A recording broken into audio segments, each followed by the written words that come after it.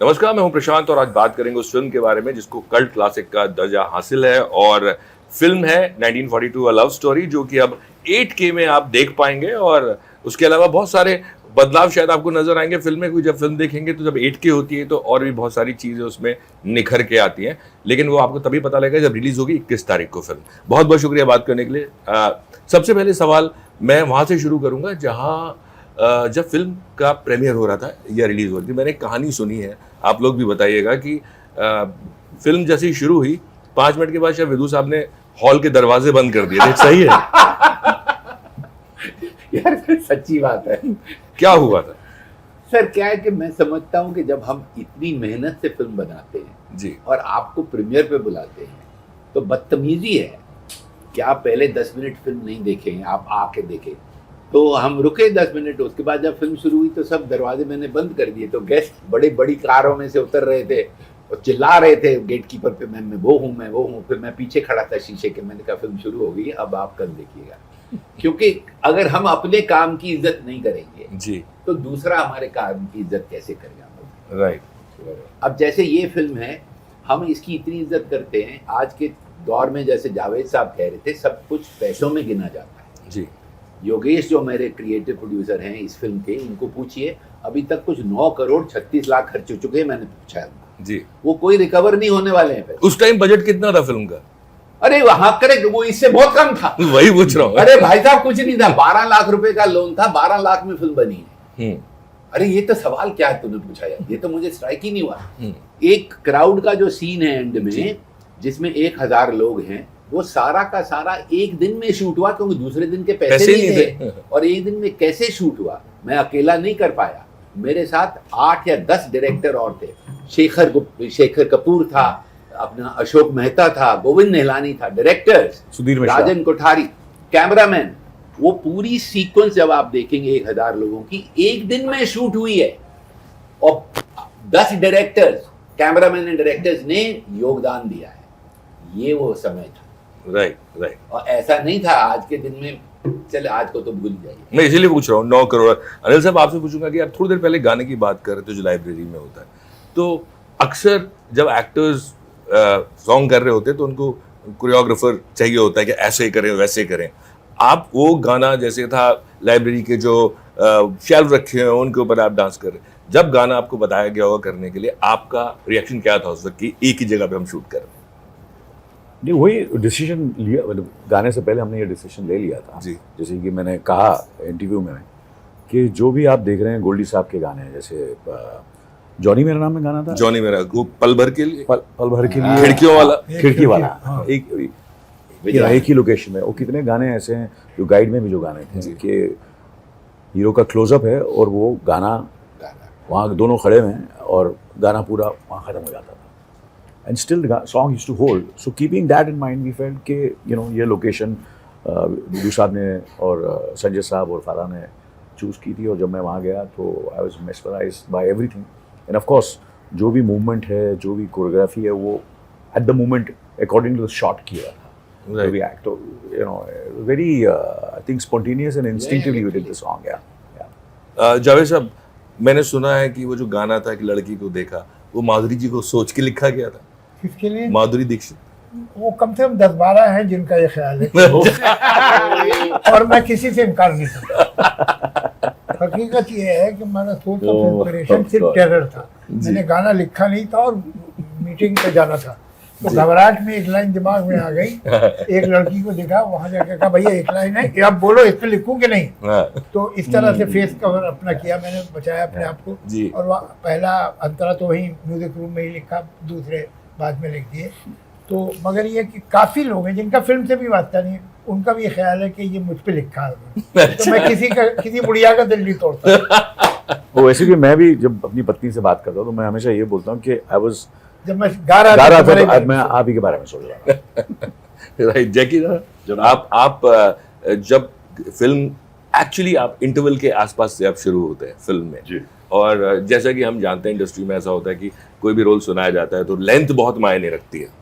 तो आप लोगों के बीच में कभी इस तरह का कोई जिक्र हुआ कि मेरी लेंथ कम है या ज्यादा है? नहीं, ऐसी कोई बात हुई नहीं। हम लोग पहले ही सुन लिया था कि स्ट्रेंथ मैटर्स यार, लेंथ की बात नहीं है। और एक रिलेशनशिप भी था, परिंदा आप कर चुके थे मेरे ख्याल हाँ, में परिंदा उससे। कर चुके थे। इनके इन्होंने इनसे मुलाकात कराई थी, हम तो जानते भी नहीं थे कौन है। तो बस लाइक हम लोग को अपनी दुनिया में घूमते, तो बोला सुन विनोद चोपड़ा क्या, उसके बाद में गाना सुनाया। मैं बोला बाप रे। कौन सा गाना सुना था आपने? परिंदा का तुमसे मिलके। तो मैं बोला यार क्या गाना है? बोला हाँ मेरा है। तो मैंने मेरा क्या है? बोला मेरा सुन। तो मैं सुना, और जब सुना तो सवाल ही नहीं पैदा। तो इनकी इज्जत बढ़ गई, और इन्होंने जिस तरह से मुझे हैंडल किया, पहली बार किसी ने बोला कि एक्टर भी है, तो मुझे बेस्ट एक्टर का अवार्ड भी दे दिया उसमें। अच्छा मगर ये जो है ना कि एक बड़ा एक स्टार जो है वो इंटरवल पे आए, जी ये दो एक बार हुआ है। मसलन जो काजोल थी उसमें पहला शॉट जो राजकुमार का था उस पर इंटरवल होता, तो वो फर्स्ट हाफ में थे ही नहीं। जी ये वही इन्होंने बात कही, सही है कि नाप के थोड़ी होती है, तो उसका वजन था। रोल नापो मत तोलो। राइट, जो बहुत कम होता है। और हाँ जनाब, फिर वो तो ही है। देवदास में मोतीलाल जी ने हाँ कमाल। कोई नहीं कर रहा था। देवदास बोले शाहरुख है हम नहीं करेंगे, हमारे सेकंड लीड। मैं बोला यार क्या बात है, मोतीलाल जी कर रहे। और मेरे पास आया हुआ है वही संजय लीला बंसाली जी, जो इनके वो ये सफ़र बहुत कठिन मगर ना हाथ ऐसे जा रहा है, और उसकी जो पोइट्री थी वो इंसान अब डायरेक्ट कर रहा है। तो मैं बोला 100% करना चाहिए गुरु। और फिर माधुरी जी 17-20 दिन डांस बैठ कर देखना, और बिरजू महाराज जी, जी जी सरोज खान जी, राइट। सॉलिड था यार। तो सोचने का टाइम ही नहीं था। Just did his film because I kind of trusted Anil Kapoor a lot. What he said, he introduced me to him, so I trust him. He's obviously he's like an older brother. He's senior than me. ये decide करना पड़ेगा sir, older brother कौन है? नहीं है तो मगर मैं दिखता जरा हड्डी मेरा बड़ा है। मेरी हड्डी बड़ी है तो बच्चा दिखता मेरा। तो मेरा चूल्हा दिखता है हमेशा, आज भी लगता नहीं है। राइट। विदु आपसे पूछना चाहूंगा कि आपने, अगर इस फिल्म को हम देखते हैं तो ये बहुत ही ना परफेक्ट, हर शॉट, एक फिल्म होती है जिसमें क्योस में भी एक अपनी ब्यूटी होती है, लेकिन इसका हर फ्रेम, जैसे आपने लास्ट शॉट की बात की, इवन स्क्रीन प्ले की अगर मैं बात करूं कि अनुपम खेर साहब ऐसे ऊपर देखते हैं और आपका नेक्स्ट शॉट टावर पे जाता है, या और ऐसे 2-3 कट्स है जो मुझे लगा कि ये बिना स्क्रीन प्ले पे सोचे हुए हो सकते हैं। ये दोनों वर्ल्ड किस तरह आप मैनेज करते हो कि एक तरफ क्योस, एक तरफ खूबसूरती, हर फ्रेम ऐसा लगता है जैसे आप फेरी टेल सुन रहे देख रहे हैं? See, it's basically I shut my eyes and see the film. It's very simple. And what I see, I write. And on the sets, I try and capture what I have seen. So it's as simple as that. And editing, this film was cut by my then wife, Renu Sinha. She was one of the finest editors. So edit तो मैं जब कहानी लिखता हूँ, मैं वहीं edit करता हूँ. मतलब पेज पे. जैसे जो ये लुक आप देख रहे हैं, ऐसा नहीं कि वो लुक वहाँ आ गई और वो तो एग्जैक्टली वो लुक गई और फिर वो हमने कट प्लान्ड रह गए। वही मैं बोलता हूँ स्क्रीन प्ले। विदु साहब तो कट भी करते हैं और साउंड का भी उनके जहन में। साउंड बहुत ये अच्छा साउंड है, होने वाला हाँ। जब वो जब स्क्रिप्ट भी सुनाते थे और शॉट भी बताते थे। नहीं शॉट लेता था तभी भी साउंड था। कट और साउंड वो एक शॉट है आई थिंक लाइब्रेरी का ही शॉट है जिसमें आप और मनीषा दोनों हैं और आप बात कर रहे हैं और वो सीट्स का धक धक, वो एक अलग एक हॉन्टिंग साउंड आपको देता है, राइट? वो जो सीट का ढक ढक ढक है उसकी कहानी बहुत इंटरेस्टिंग है, क्योंकि वो उसका भाई बरी कर रहे थे तो वो मिट्टी डाल रहे थे, थक थक थक, और मेरा आइडिया था कि अनिल और मनीषा बैठे हैं और वो कुर्सियां बंद हो रही, थक थक, लेकिन वो पैसे लगते थे सर, कुर्सियां फिक्स थी। उन दिनों पैसों की बड़ी तंगी थी। 12 लाख में फिल्म बनी है, 9 करोड़ में ये रिस्टोर हुई है फिल्में। जी 12 लाख में पैसे नहीं थे उसको उठक, तो वो सारी फिर वो नितिन देसाई मुझसे पूछता कितनी कुर्सियां बंद होंगी, तो मुझे पहले ही बोलना पड़ा, मुझे अभी भी याद है 13 कुर्सियां बंद होती हैं। वो सिर्फ उन आगे की कुर्सी बंद होती थी। हाँ, बीच में उसी के थर्ड रो तक शायद बंद नहीं सर, दो ही पहली आप पहली रो हुई और सेकंड रो में खत्म, उसके बाद 3 ही सीट वो फिक्स थी। अच्छा, वो फिक्स थी। पैसे की इतनी कमी थी। बट 12 लाख में नहीं बनी थी फिल्म। नहीं 12 लाख नहीं, आप तुम लोगों ने पैसे नहीं लिए थे ना, तुम लोगों ने फ्री की थी। नहीं मुझे लगता है थोड़ा नहीं भाई साहब, मेकिंग की बात। 12 परिंदा शायद उतने में बने। एनएफडीसी लोन वाज 12 lakhs, वो अलग है, बट आई थिंक कुछ थोड़े ज्यादा वो इसने बना फिर भी सर 9 करोड़ से कम थे। तो मकान इन्होंने बनवाया। No, but 12 lakhs means you guys didn't take any money, you did it free at the end. So 12 lakh was the actual money. And Dalhousie, if you remember, our Guru Dhillon helped us so much. वो पूरा school, everything was free. उन दिनों तो यार कहाँ थे पैसे? But आज अगर आप आंख बंद करके सोचते हैं फिल्म के बारे में, विदु विनोद चोपड़ा का कौन सा फ्रेम या मैं कहूँ कि कौन सा एक मोमेंट आपको याद आता है? मुझे एक नहीं बहुत याद आते हैं जो छप गया हो। मैंने बीच में इंटरप्ट करना मुनासिब नहीं जी समझा। जी जी। किसी स्कल्पटर से किसी ने पूछा कि आप इतने खूबसूरत जो स्टैचू बनाते कैसे बनाते हैं? उसने कहा मैं तो कुछ भी नहीं बनाता, स्टैचू तो पत्थर के अंदर है, मैं जो फाजिल बेकार पत्थर वो निकाल देता हूँ, स्टैचू बाहर आ जाता है। तो उसी तरह से जो होते ना कि साहब क्या शॉट है, क्या फ्रेम, अरे फ्रेम का मतलब क्या है कि डायरेक्टर ने ये जाना कि क्या नहीं होना चाहिए। आप जब फ्रेम करते हैं कहीं भी जाके, आप श्रीनगर में करें या लाइब्रेरी में करें या बेडरूम में करें, एक बेड के ऊपर गुरुदत्त ने गाना शूट किया है, न जाओ सैया छोड़ा के भैया, एक लाइब्रेरी में गाना शूट किया, एक कमरे में गाने शूट हुए हैं। क्या फ्रेम में होना नहीं होना चाहिए, that makes a wonderful frame, कि इसमें ये नहीं चाहिए। राइट। वो फिल्म तो खुद बहुत खूबसूरत हो जाएगी अगर वो सही है। आप विदु विनोद चोपड़ा की कोई भी फिल्म देख लीजिए, हो सकता है कि मैं उसके स्क्रीन प्ले से डिसएग्री करूँ, उसके नैरेटिव से लेकिन जहाँ तक फ्रेम का बात है, मैं नहीं समझता कि फिल्म इंडस्ट्री में कोई आदमी जो विदु विनोद चोपड़ा से बेहतर फ्रेमिंग करता है, कोई नहीं। तो कोई अब एक की मैं तारीफ करूँ कैसे, इनके जो सीन्स में होते हैं उसमें इनका फ्रेम परफेक्ट होगा। Right. Because he knows what should be in the frame and what should not be in the frame. That is equally important. जी।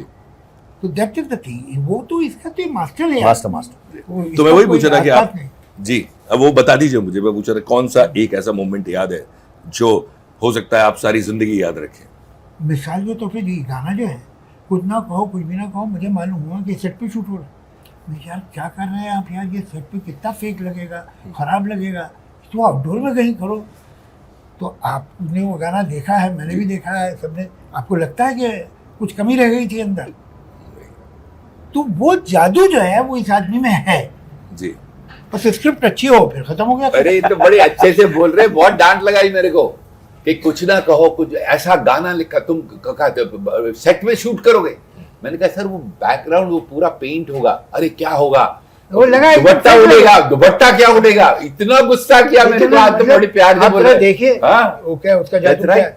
तो वो है राइट। अनित जी, उनका कौन सा रूप? कुछ वो हम ये जैसी जावेद साहब ने कहा कि every frame is like अच्छी नहीं शूटिंग के टाइम में पूछ रहा हूँ, जो इन्होंने कुछ ऐसा एक मोमेंट आपको याद रखो, चाहे बहुत गुस्से में हो या बहुत हंसे हो या बहुत, कोई ऐसा मोमेंट याद है? Yeah, I think every moment with Vidu is a fun experience, you know, and obviously ये ऐसा अपने ऐसा दुनिया को ये बताते हैं कि I me myself, पर ऐसा है नहीं। you know, लोगों को ये गलत फहमी है कि he is that kind of person, Right. कि अपने बारे में ही सोचता है I me my Vidu Vinod Chopra है, ऐसा नहीं है। He is one of the most collaborative and most he open-minded and he makes you feel कि ये it's your film, so you give your best, so he takes out the best from everybody, Right. and he's given opportunities to many filmmakers. And the reason they have all flourished and become successful is because the kind of freedom and the kind of confidence he has given those filmmakers who have become great filmmakers, and the kind of I can say Bansali Saab, Raju Hirani ji, and like for example विदु Vinod अपना योगेश की बात हो रही है, तो जब ये restore करने गया तो उसको पूरा फ्रीडम दिया। कितने महीने था वो वहाँ? 2 साल। 2 साल। आपको कुछ याद है वो कोई रूप उनका सेट पे शूटिंग के दौरान? उनका रूप हाँ इस पिक्चर के बारे में हाँ जी। वरिंदा का याद है, मगर इसका कॉन्फिडेंस, वो जो मैं टूट गया, मैं पैर तोड़ के नीचे बैठा हुआ था और दिल में तो लगा, उफ तक नहीं देखा उसके चेहरे पे कि अभी 15 दिन और बाकी है, 100 लोग काम पे हैं, अनिल साहब हैं, मनीषा जी हैं, सारे अनुपम जी हैं, पूरी गैंग है, डैनी साहब। तो मैं बोला यार मेरे को खाली इसका थोबड़ा देख रहा था कि मैं ये क्या रिएक्शन देगा, मेरा तो बैंड बज गया है, कुछ नहीं। Something he said and he got me back to the thing. He's just standing out there and a man who's the captain, who's the commander out there. Soldier is lying out there without him, they can't go forward now.